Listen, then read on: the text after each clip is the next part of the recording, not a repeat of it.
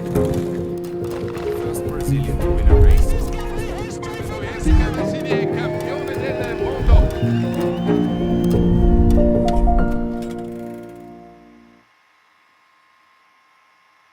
Salve, galera! Voltando com o nosso Fala Avança, trazendo algumas histórias para vocês, entrevistas e análises também.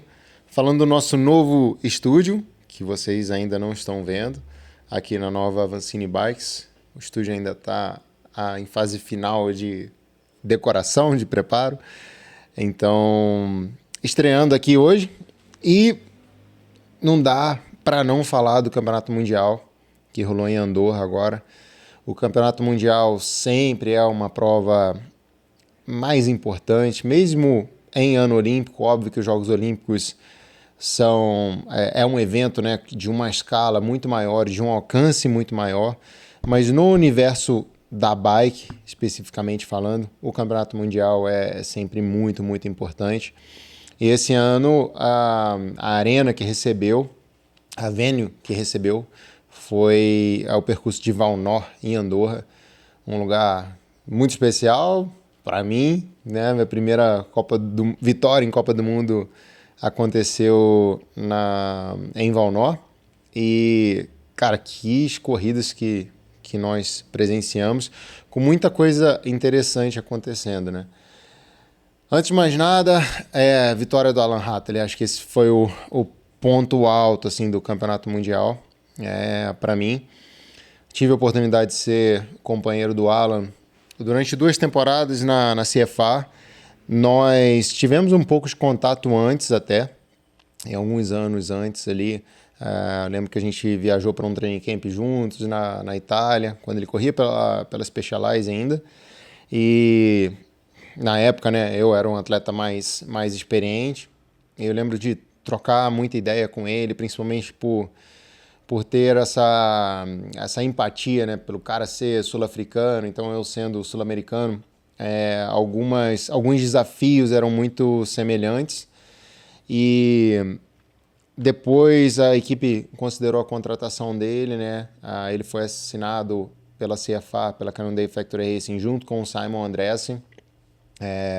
Isso era parte de um projeto muito maior que visava a aposentadoria do Fumic na Cape Epic correndo comigo, e eles seriam a nossa equipe de backup, que foi sempre uma coisa que eu briguei muito para que a equipe de backup estivesse sobre a mesma licença. Isso foi uma coisa que eu coloquei como exigência na minha negociação. Enfim, acabou que tudo mudou com pandemia e tudo mais. Esse Cape Epic nunca aconteceu, mas esses dois garotos vieram com uma conexão muito boa, né? O Simon Andreessen, o dinamarquês, e o Alan Hatterley, o sul-africano. Ambos vieram da Specialized, ambos saíram da equipe um pouco descontentes e começaram a reconstruir a carreira pensando em alcançar o nível mais alto na elite, né? E muito interessante porque os dois venceram grandes provas esse ano, né? Simon Andreessen venceu a Copa do Mundo em Araxá, aqui no Brasil, e o Alan Hatterley venceu sua primeira Copa do Mundo de XCO em Ligier, fazendo o primeiro double da carreira dele, né? Vencendo o short track e o cross country olímpico. Até então, a melhor temporada da vida dele de longe. O ponto mais alto tinha sido o bronze, né, nos Jogos Olímpicos de Paris. E ele correu o Mundial numa forma visivelmente muito boa. No short track, né, ele terminou já com a medalha de bronze, e logo depois ele deu uma entrevista falando que tinha sido, né, inesperado, que ele estava satisfeito com aquele resultado por estar mirando muito mais no cross country olímpico. E eu lembro de, né, logo depois da prova de short track, eu falei com o Phil Dixon, o gerente de performance da equipe. E eu falei com ele, medalhas suficientes, né? Agora dá para largar para o ouro. E aí, por que para mim é muito interessante a vitória do Alan Hatterley? Reflete não só um nível mais alto que ele alcançou, mas reflete o amadurecimento dele como atleta. Assim que ele entrou na equipe, toda vez que eu falava com um time de performance, com um time de gestão do time, eles me perguntavam o que eu estava achando dele e tudo mais. Cara, ele era o pacote completo no sentido de tecnicamente ser muito bom, de ter muita sensibilidade com o material, de ter uma ética de trabalho, né, de preparação assim, pô, muito fiel, né, muito engajado com a preparação dele.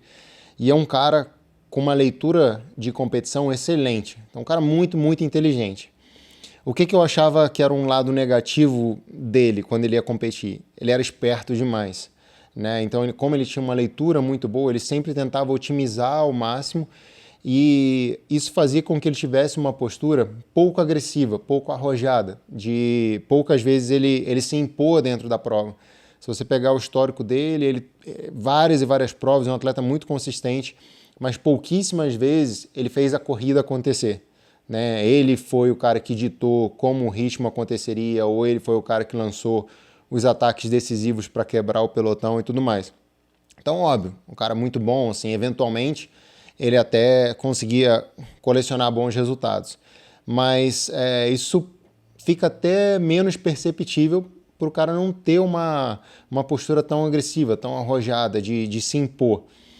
E nesse campeonato mundial, visivelmente isso foi muito diferente, né? Acho que a primeira parte da prova ele largou muito no estilo dele, de otimizar, de ler os adversários, de entender o equipamento. Dá para ver que ele usa o efeito elástico do pelotão com muita inteligência.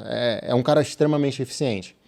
Só que chegou num ponto meridiano da prova que o Tom Pidcock vinha fazendo exatamente o que ele fez na situação de várias grandes vitórias que ele já teve nos últimos 3, 4 anos até, né? Que é ter uma largada um pouco mais contida, né? Ele não é um cara tão explosivo, ele sacrifica um pouco esse começo de prova, ele não consegue se impor tanto no começo de prova, mas ele tem uma autoconfiança no endurance dele que é muito única. Então ele confia que ele vai usar o primeiro 1/3 da prova para otimizar, para se livrar dos problemas.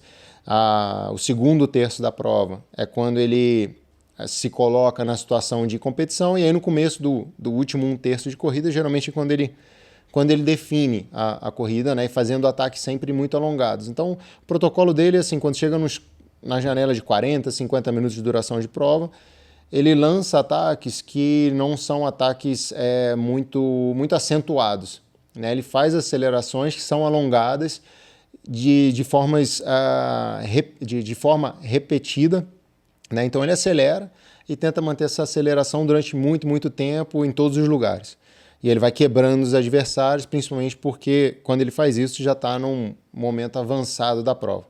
E aí, voltando para o Mundial, estava acontecendo exatamente o que já aconteceu outras vezes. Um grupo com alguns favoritos liderando a prova. O Vitor Koretsky fez algumas acelerações.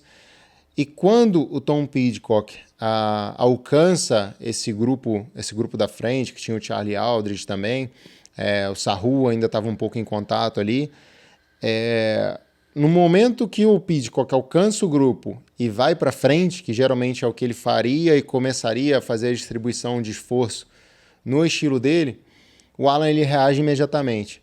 E aí ele reage, assume a ponta da prova, começa a fazer acelerações em pontos muito estratégicos, né? Acho que sem entrar muito em detalhe, mas dá para ver que ele sabe onde ele conseguiria colocar o Pidcock um pouquinho no corner, né? Colocar um pouco de pressão nele.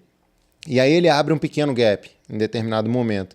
E quando ele abre esse pequeno gap, o Pidcock ainda está visivelmente muito confiante nessa capacidade de endurance dele.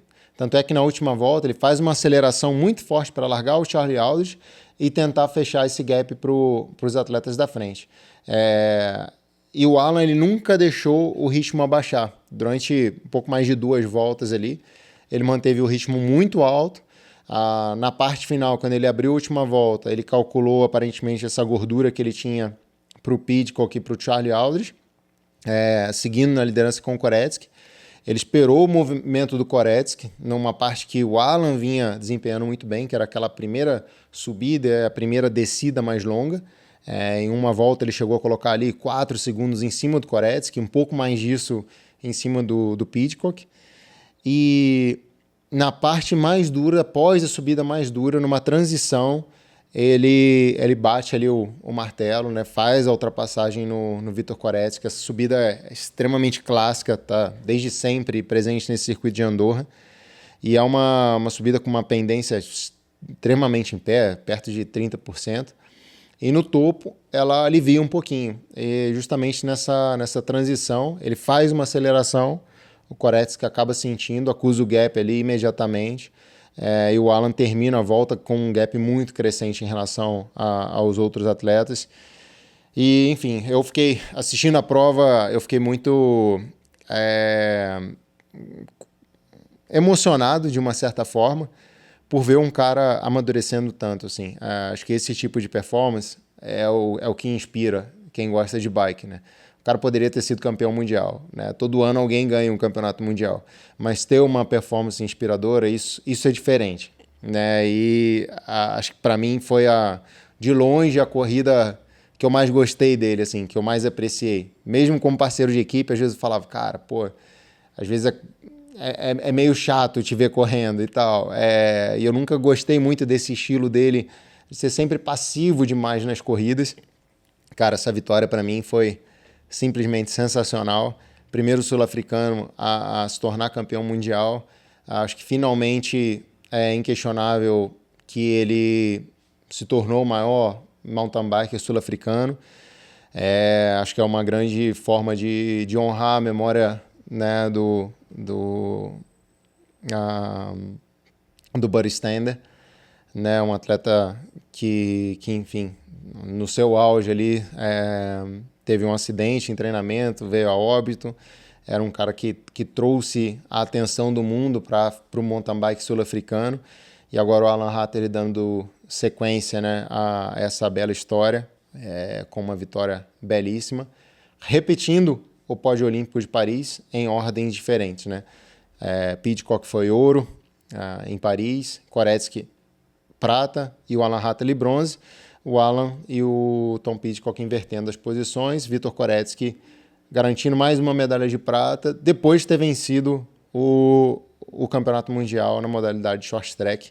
Então, acho que nada para reclamar aí da temporada do Koretsky, apesar de ter alguns segundos lugares aí na temporada. Ele acumula também algumas vitórias no short track e agora o título mundial no short track também.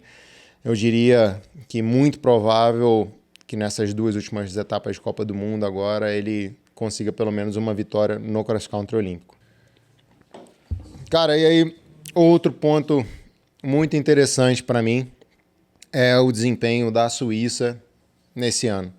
A gente está falando da maior escola do mountain bike. Tradicionalmente, enfim, os melhores números, a maior quantidade de vitórias em Copas do Mundo, em títulos mundiais, vem da Suíça. Não somente o seu maior exponente da história, né, Nino Schurter, mas quando você avalia todo o histórico, mesmo excluindo Nino Schurter, a Suíça tem um repertório de medalhas e de vitórias extremamente expressivo.